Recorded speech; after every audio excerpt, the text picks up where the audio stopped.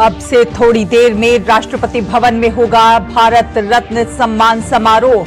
लालकृष्ण आडवाणी, कर्पूरी ठाकुर, नरसिम्हा राव, चौधरी चरण सिंह और एमएस स्वामीनाथन को सर्वोच्च नागरिक सम्मान देने की हुई थी घोषणा।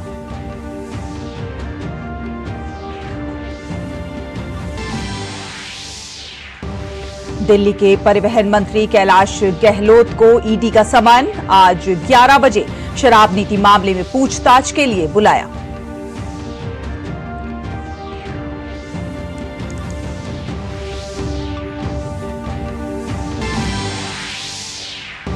गाजीपुर में माफिया मुख्तार अंसारी का हुआ सुपुर्दे खाक। पूरे राज्य में सुरक्षा के मद्देनजर बड़ी संख्या में पुलिस और अर्धसैनिक बल तैनात।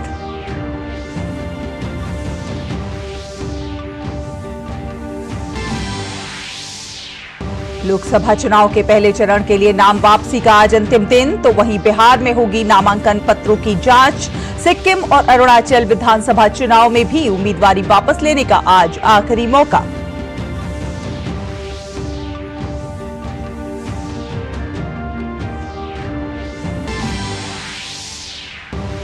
पूर्णिया में आरजेडी के खिलाफ कांग्रेस के झंडे पर चुनाव लड़ेंगे पप्पू यादव। नागपुर में नितिन गडकरी ने किया रोड शो, तो वहीं चेन्नई सेंट्रल में डीएमके और बीजेपी का प्रचार अभियान जोरों पर।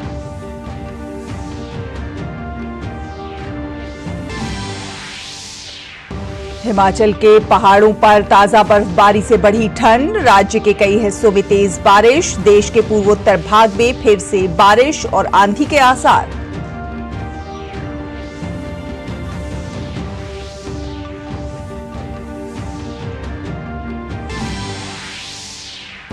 मायामी मास्टर्स के फाइनल में आज रोहन बोपन्ना और मैथ्यू एब्डन की जोड़ी पर नजर। क्रोएशिया के डोडिच और अमेरिकी क्रेजिसेक की जोड़ी से होगा मुकाबला। नमस्कार, डीडी न्यूज देख रहे हैं आप और आपके साथ मैं हूं शहला निगार। आपको बता दें, राष्ट्रपति भवन में आज भारत रत्न सम्मान समारोह होगा। राष्ट्रपति द्रौपदी मुर्मू देश की 5 महान हस्तियों को देश के सर्वोच्च सम्मान से सम्मानित करेंगी। पूर्व उप प्रधानमंत्री लालकृष्ण आडवाणी को छोड़कर अन्य 4 विभूतियों, पूर्व प्रधानमंत्री चौधरी चरण सिंह और नरसिम्हा राव, पूर्व मुख्यमंत्री कर्पूरी ठाकुर और कृषि वैज्ञानिक डॉक्टर एमएस स्वामीनाथन को मरणोपरांत सम्मान से नवाजा जाएगा। बात करें लालकृष्ण आडवाणी की, तो 1980 में जब वीएचपी ने अयोध्या में राम जन्मभूमि के स्थान पर मंदिर निर्माण के लिए आंदोलन की शुरुआत की थी, तो लालकृष्ण आडवाणी के नेतृत्व में बीजेपी राम मंदिर आंदोलन का चेहरा बन गई थी। उन्होंने राम रथ यात्रा, जनादेश यात्रा, भारत सुरक्षा यात्रा, स्वर्ण जयंती रथ यात्रा और भारत उदय यात्रा से भारतीय राजनीति में व्यापक जन आंदोलनों की एक नई परिपाटी शुरू की। लालकृष्ण आडवाणी ने अपने राजनीतिक कौशल, संगठनात्मक शक्ति, प्रशासकीय अनुभव और विकासोन्मुखी विचारधारा से भारतीय राजनीति में राष्ट्रवाद का प्रवाह किया।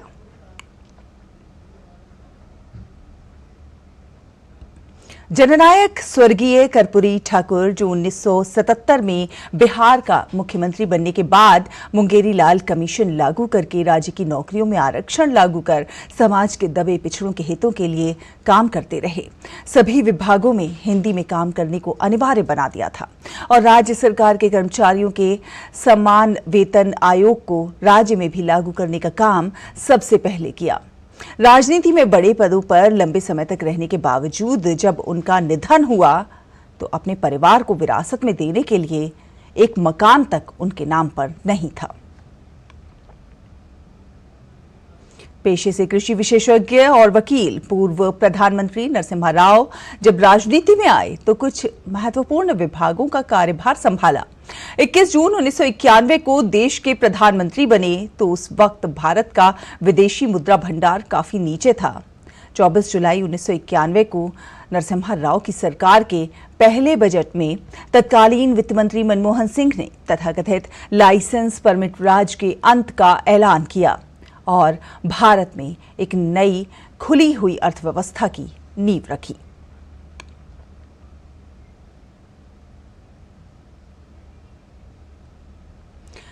पूर्व प्रधानमंत्री चौधरी चरण सिंह के ज्यादातर फैसलों में किसान शामिल होते थे।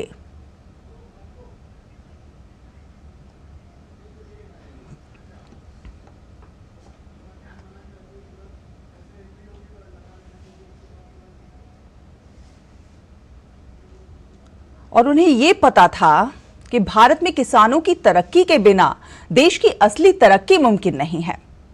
स्वतंत्रता संग्राम में बढ़ चढ़कर हिस्सा लेने वाले चौधरी चरण सिंह ने उत्तर प्रदेश भूमि संरक्षण कानून पारित कराया। केंद्र सरकार में गृह मंत्री बने तो मंडल और अल्पसंख्यक आयोग की स्थापना की। राष्ट्रीय कृषि और ग्रामीण विकास बैंक की स्थापना की। वहीं 28 जुलाई 1979 को चौधरी चरण सिंह ने देश के 5वें प्रधानमंत्री के रूप में शपथ ली। हरित क्रांति में महत्वपूर्ण भूमिका के लिए प्रसिद्ध डॉक्टर MS स्वामीनाथन ने आलू, गेहूं, चावल और जूट के जेनेटिक्स में रिसर्च किया। अधिक उपज देने वाली धान की प्रजातियां विकसित करने में उनकी अहम भूमिका रही। उनकी रिसर्च के कारण कम आय वाले किसानों को अधिक उत्पादन में सहायता मिली। डॉक्टर स्वामीनाथन ने 1979 में कृषि मंत्रालय के प्रमुख सचिव के रूप में भी काम किया।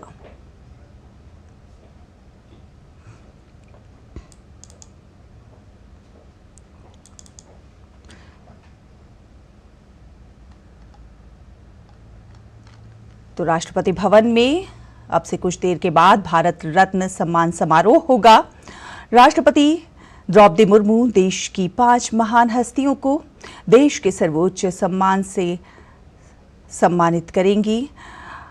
आपको बता दें कि बेहद महत्वपूर्ण राष्ट्रपति भवन में समारोह का आयोजन होगा।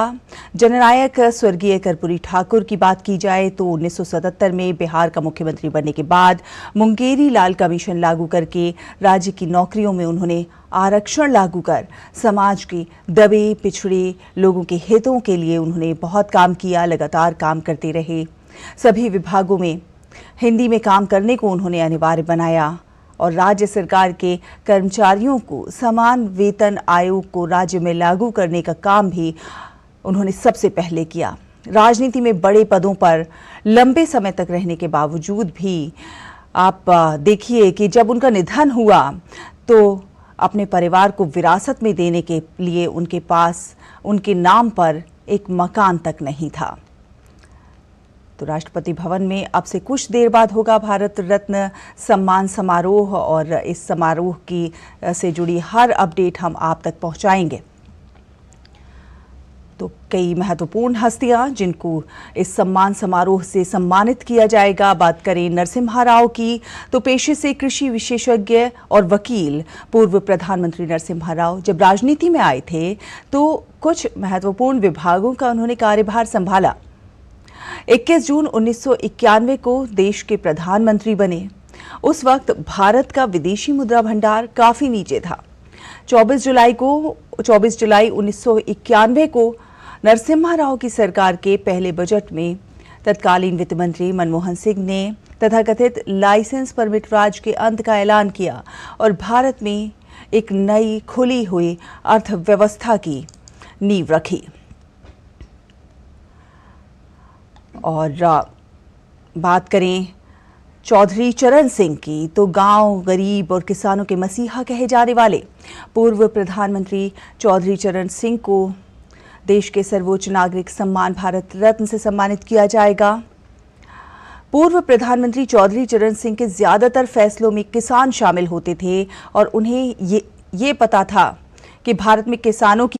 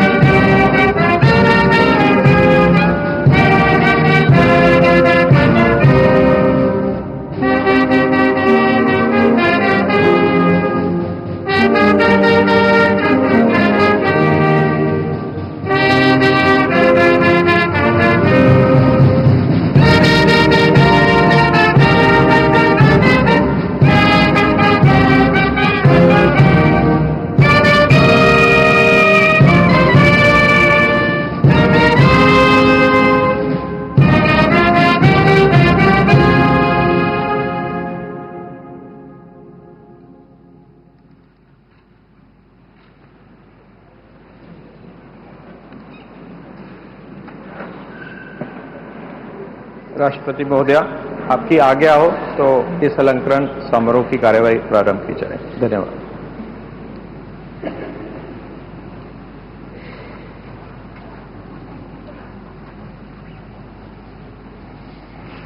आज के अलंकरण समारोह का आयोजन भारत रत्न प्रदान करने के लिए किया गया है। सर्वप्रथम श्री पीवी नरसिंह राव, मरणोपरांत उनके पुत्र श्री पीवी प्रभाकर राव।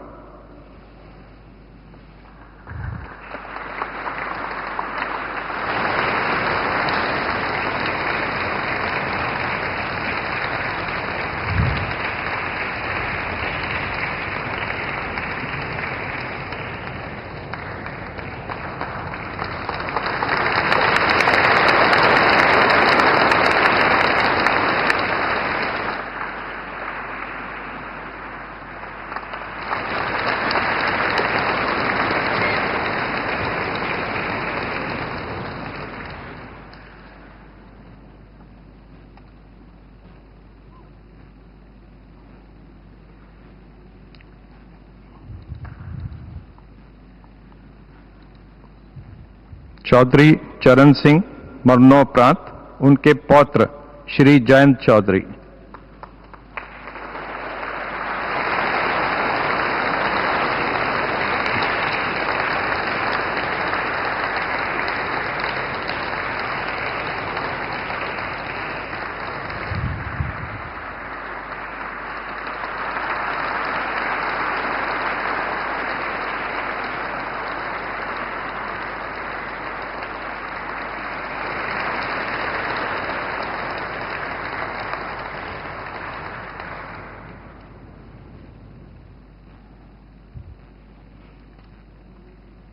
डॉक्टर मानकोंबू सांबशिवन स्वामीनाथन, मरणोपरांत उनकी पुत्री डॉक्टर नित्या राव।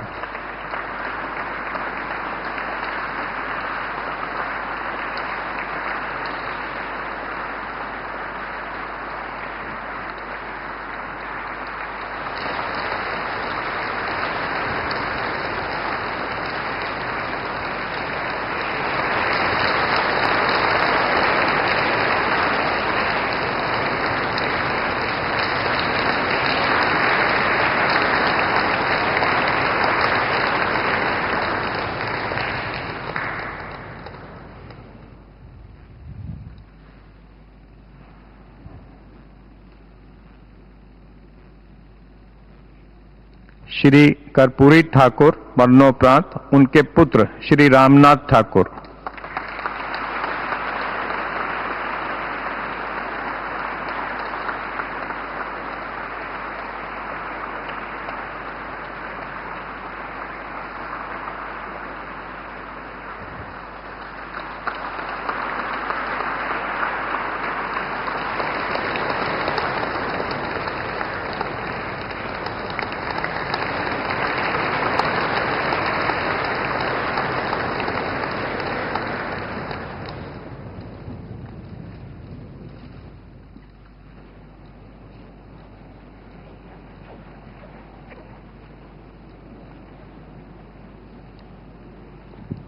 राष्ट्रपति महोदया, आपकी आज्ञा हो तो अलंकरण समारोह की कार्यवाही समाप्त की जाए। धन्यवाद।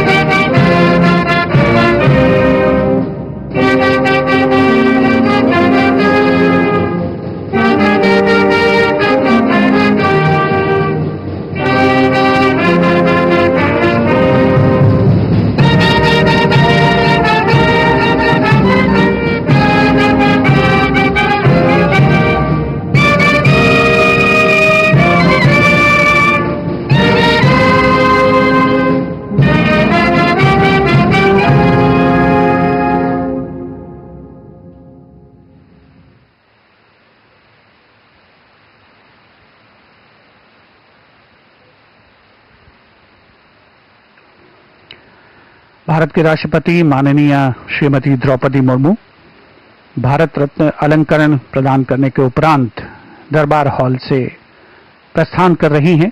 अन्य विशिष्ट अतिथिगण भी दरबार हॉल से इस समारोह के समापन के पश्चात विदा ले रहे हैं। इसके साथ ही तो यह राष्ट्रपति भवन से आप सीधा प्रसारण देख रहे थे, जहां बेहद प्रतिष्ठित भारत रत्न सम्मान समारोह राष्ट्रपति द्रौपदी मुर्मू द्वारा भारत रत्न सम्मान प्रदान किया गया। पीवी नरसिम्हा राव के पुत्र पीवी प्रभाकर राव ने ये सम्मान ग्रहण किया, तो वहीं चौधरी चरण सिंह के पौत्र जयंत चौधरी ने ये सम्मान ग्रहण किया। डॉक्टर एम एस स्वामीनाथन की पुत्री नित्या राव ने ये उनके लिए सम्मान ग्रहण किया, तो वहीं कर्पूरी ठाकुर के पुत्र रामनाथ ठाकुर ने ये सम्मान ग्रहण किया। तो राष्ट्रपति भवन में ये भारत रत्न सम्मान समारोह की झलकियां आप देख रहे थे। राष्ट्रपति द्रौपदी मुर्मू द्वारा ये भारत रत्न सम्मान अलंकरण प्रदान किए गए। अब यहाँ पर एक छोटा सा ब्रेक के उस पार खबरों का सफर जारी रहेगा। आप देखते रहिए डीडी न्यूज।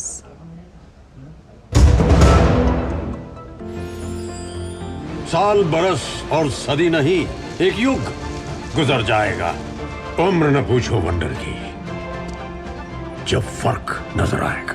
वंडर सीमेंट, फर्क नजर आएगा।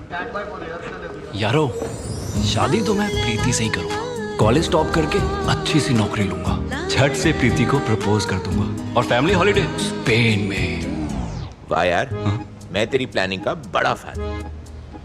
तू आज ही एसबीआई में अपना सेविंग्स अकाउंट ओपन कर ले और अपने स्पेन हॉलिडे की सेविंग शुरू कर दे। एसबीआई सेविंग्स अकाउंट के साथ पाइए सेफ, सिक्योर, कन्वीनियंट बैंकिंग और ग्रेट कस्टमर सर्विस। एसबीआई, देश का फैन। साल बरस और सदी नहीं, एक युग गुजर जाएगा। उम्र न पूछो वंडर की, जब फर्क नजर आएगा। वंडर सीमेंट, फर्क नजर आएगा। मिठाई तो हमारे जमाने में होती थी। हाँ तो जाइए ना अपने जमाने में। रोमांस तो हमारे जमाने में होता था। पेमेंट भी उसी जमाने का है। अरे भैया, डिजिटल पेमेंट करना सीखिए नए जमाने में। इजी, सेफ एंड फास्ट है। हमने तो इनको डिजिटल पेमेंट करना सिखा दिया। आपने ये सेल्फी लेते हैं, ये हमारे जमाने का है। आरबीआई कहता है कि डिजिटल पेमेंट अपनाओ, औरों को भी सिखाओ। साल बरस और सदी नहीं, एक युग गुजर जाएगा। उम्र न पूछो वंडर की, जब फर्क नजर आएगा। वंडर सीमेंट, फर्क नजर आएगा। ब्रेक के बाद स्वागत है आपका। आप देख रहे हैं डीडी न्यूज। आपको बता दें, दिल्ली शराब घोटाले मामले में आम आदमी पार्टी की मुश्किलें लगातार बढ़ती जा रही हैं। प्रवर्तन निदेशालय ने आप विधायक और दिल्ली के परिवहन मंत्री कैलाश गहलोत को आज पूछताछ के लिए बुलाया है। तो दिल्ली शराब घोटाले मामले में आम आदमी पार्टी लगातार घिरती नजर आ रही है। और अब अगली खबर, मुख्तार अंसारी को गाजीपुर के मोहम्मदाबाद स्थित कालीबाग कब्रिस्तान में सुपुर्द खाक कर दिया गया। प्रशासन के द्वारा सिर्फ परिवार के लोगों को ही मिट्टी देने की इजाजत दी गई। यूपी के माफिया डॉन मुख्तार अंसारी की गुरुवार को मौत हो गई थी। मौत का कारण कार्डियक अरेस्ट बताया गया है। मुख्तार की मौत के बाद गाजीपुर और मऊ समेत पूरे उत्तर प्रदेश में हाई अलर्ट है। पुलिस ने सभी जिलों में पहरा बढ़ा दिया है।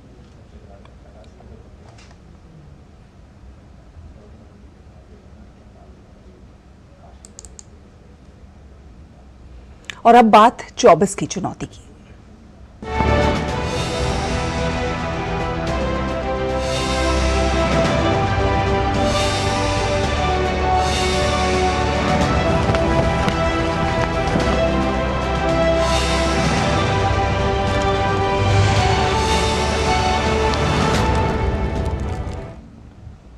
बिहार में वैसे तो आरजेडी और कांग्रेस महागठबंधन के दो प्रमुख दल हैं, लेकिन पूर्णिया सीट पर दोनों दल आमने सामने होंगे।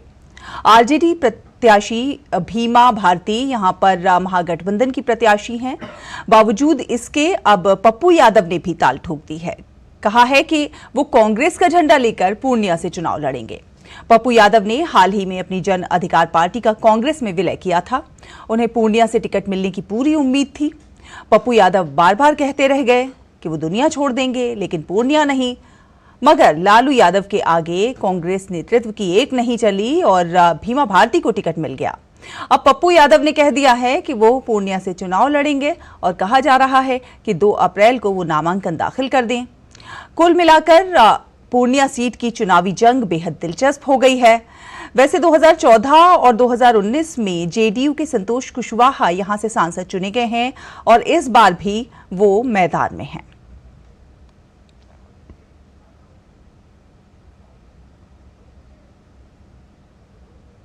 पूर्णिया के बारे में मैंने कहा था, मर जाऊंगा कांग्रेस से अलग नहीं होगा, दुनिया छोड़ दूंगा, पूर्णिया से अलग नहीं होगा। फिर मैं उसी को दोहरा रहा हूं कि कांग्रेस की झंडा जनता ने हमारे हाथ में दे दी है और वो झंडा मेरे हाथ में होगी और जनता उस झंडे को 26 अप्रैल को स्थापित करेगी और पूर्णिया की धरती पर कांग्रेस की झंडा को स्थापित करने का संकल्प के साथ पूर्णिया की जनता के बीच जाता हूं। लोकसभा चुनाव के लिए सभी दलों का प्रचार अभियान जोर शोर से जारी है और इसी कड़ी में नागपुर से भाजपा के उम्मीदवार और केंद्रीय मंत्री नितिन गडकरी ने नागपुर सेंट्रल क्षेत्र में रोड शो किया। इस दौरान बड़ी संख्या में लोग मौजूद रहे।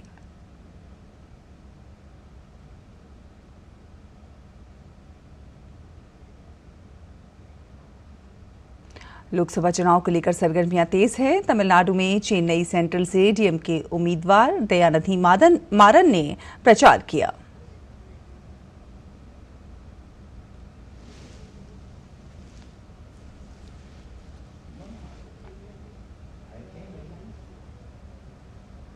तो वहीं चेन्नई सेंट्रल से भाजपा के उम्मीदवार विनोज पी सेल्वम ने भी चुनाव प्रचार किया।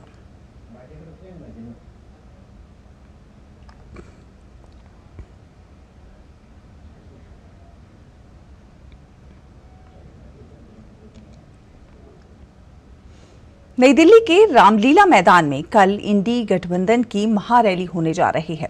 भाजपा के राष्ट्रीय महासचिव दुष्यंत कुमार गौतम इंडी गठबंधन पर हमला करते हुए उन्होंने कहा है कि इसमें शामिल दलों के नेताओं को कोई भी पूछने वाला नहीं है। जनता ने इन्हें अस्वीकार कर दिया है। राज्यों में कोई भी नहीं पूछने वाला है, इसलिए कहीं भी मौका देखते हैं भीड़ इकट्ठी होती है, अपना भाषण देने की कोशिश करते हैं। आज जनता ने इनको अस्वीकार कर दिया है और जनता इनको पसंद नहीं कर रही है। ये सारे के सारे नेता जाके इकट्ठे होकर भाषण देते हैं और जब राज्यों में जाते हैं एक दूसरे की बुराई करने का काम करते हैं, एक दूसरे का विरोध करते हैं।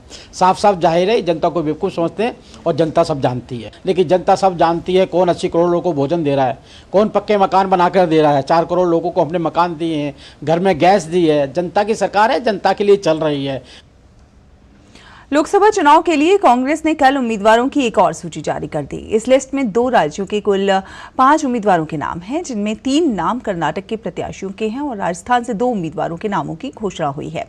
सूची के मुताबिक सीपी जोशी को राजस्थान के भीलवाड़ा से उम्मीदवार बनाया गया है, तो वहीं दामोदर गुर्जर राजस्थान के राजसमंद से चुनाव लड़ेंगे।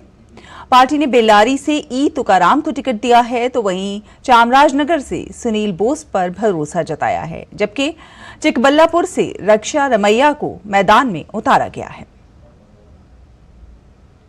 झारखंड विधानसभा उपचुनाव 2024 के लिए बीजेपी ने 2 और सीटों पर उम्मीदवारों के नामों का ऐलान किया है। बीजेपी ने गांडेय विधानसभा से दिलीप कुमार वर्मा और बागीडोर से सुभाष तंबोलिया को प्रत्याशी घोषित किया है।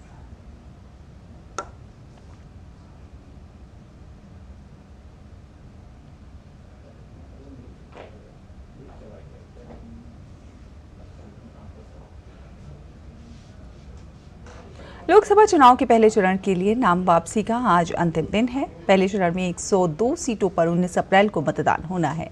पहले चरण में सबसे ज्यादा तमिलनाडु की 39 सीटों पर चुनाव होगा। इसके साथ राजस्थान की 12, उत्तर प्रदेश की 8, मध्य प्रदेश की 6, असम, उत्तराखंड और महाराष्ट्र की 5, बिहार की 4, पश्चिम बंगाल की 3, अरुणाचल प्रदेश, मणिपुर और मेघालय की 2, मिजोरम, नागालैंड, अंडमान निकोबार, जम्मू कश्मीर, लक्षद्वीप, पुडुचेरी, सिक्किम, छत्तीसगढ़ और त्रिपुरा की 1-1 सीट पर मतदान होगा।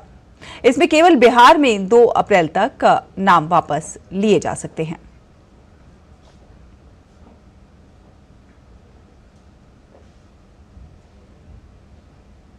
वहीं बिहार में लोकसभा चुनाव के लिए पहले चरण के नामांकन पत्रों की आज जांच होगी। पहले चरण के तहत बिहार की 4 सीट के लिए 70 से अधिक उम्मीदवारों ने नामांकन पत्र दाखिल किए हैं। जिन 4 सीट पर 19 अप्रैल को पहले चरण में मतदान होगा, उनमें सबसे अधिक 22 उम्मीदवार गया सीट पर हैं, जबकि औरंगाबाद में 21, नवादा में 17 और जमुई में 12 प्रत्याशी हैं।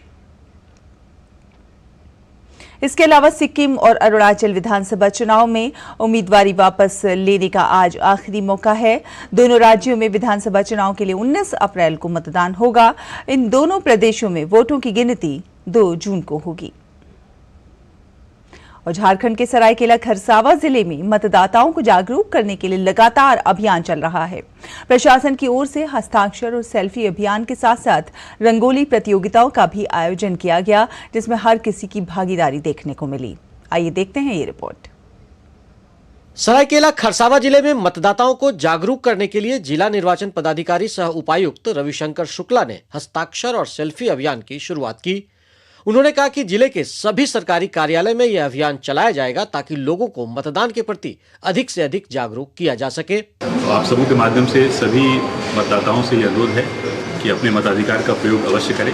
आज इस क्रम में समाहरणालय में हस्ताक्षर अभियान तथा सेल्फी अभियान प्रारंभ किया गया है। उधर नगर पंचायत में भी मतदाताओं को जागरूक करने के लिए रंगोली प्रतियोगिता आयोजित की गई। इसमें महिलाओं की खूब भागीदारी दिखी।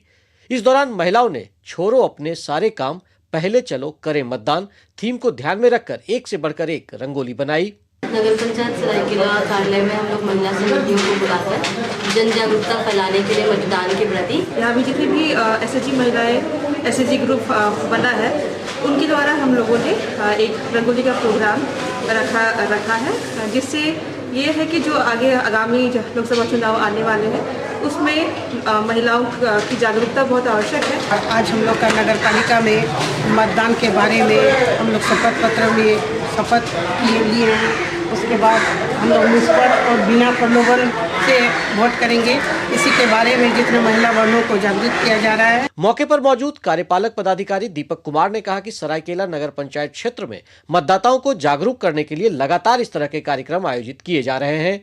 उन्होंने कहा कि इस बार लोकतंत्र के इस महापर्व को लेकर लोगों में भी खासा उत्साह दिख रहा है। आज हम लोगों ने वोटर अवेयरनेस के लिए एसएचजी महिलाओं को बुलाया था ताकि हम लोगों को या फिर स्त्रियों के पार्टिसिपेशन को बढ़ा सकें, और इसके लिए उनका प्रयास जो है सराहनीय है और उनके द्वारा ये संकल्प भी लिया गया है, जो वोटिंग का एक हम लोग शपथ लेते हैं वो भी लिया गया है। पिछले लोकसभा चुनाव में यहाँ करीब 69% मतदान हुआ था। प्रशासन की ओर से यह कोशिश की जा रही है कि इस मत प्रतिशत को बढ़ाया जाए और इसी को लेकर शहरी इलाकों के साथ ही ग्रामीण इलाकों में भी मतदाता जागरूकता के लिए विशेष अभियान चलाए जा रहे हैं। सरायकेला खरसावां से अनूप मिश्रा के साथ मैं दिवाकर कुमार। और इसी को लेकर शहरी इलाकों के साथ ही ग्रामीण इलाकों में भी मतदाता जागरूकता के लिए विशेष अभियान चलाए जा रहे हैं। सरायकेला खरसावां से अनूप मिश्रा की ये रिपोर्ट देखिए। और लोकसभा चुनाव नजदीक आते ही कांग्रेस पार्टी के अंदर ईवीएम को लेकर असंतोष के सुर सुनाई पड़ने लग गए हैं। चुनाव में नेता वादों और मुद्दों पर चुनाव लड़ते हैं, लेकिन कांग्रेस पार्टी के लिए जनता से बड़ा मुद्दा ईवीएम ही बन गई है। कांग्रेस पार्टी चुनाव के दौरान ईवीएम के विकल्प ढूंढने में लगी हुई है। चुनाव नजदीक आते ही कांग्रेस पार्टी ईवीएम का दुखड़ा रोना शुरू कर देती है। ईवीएम को लेकर कांग्रेस की दोहरी नीति है।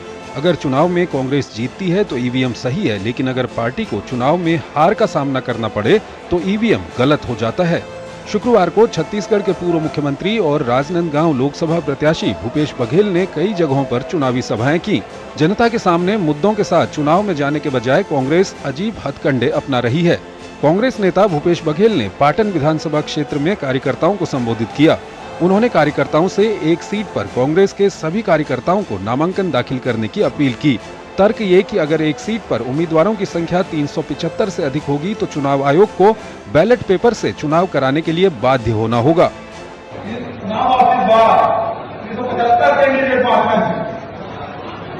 ठीक है।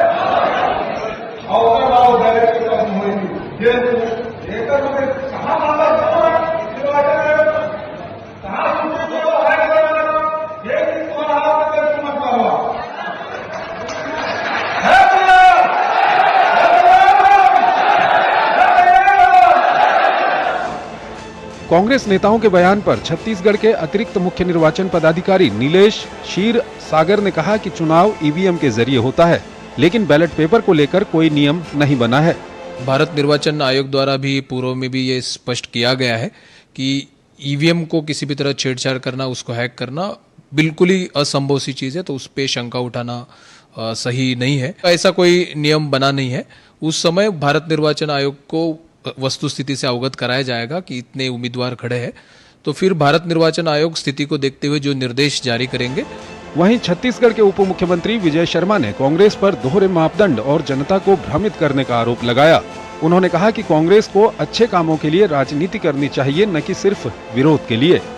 ईवीएम मशीन की प्रशंसा समूचे विश्व में है, सिर्फ भारत में नहीं, समूचे विश्व में। ईवीएम मशीन को आप हैक करो, ये कहकर इलेक्शन कमीशन सामने खड़े होता है तो कोई नहीं आते।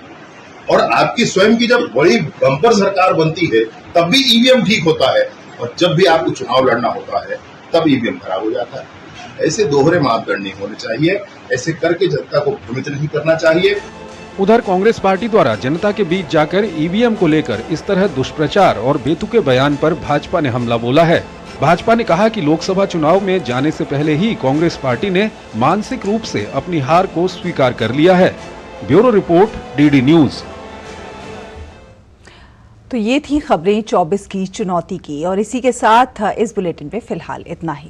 नमस्कार।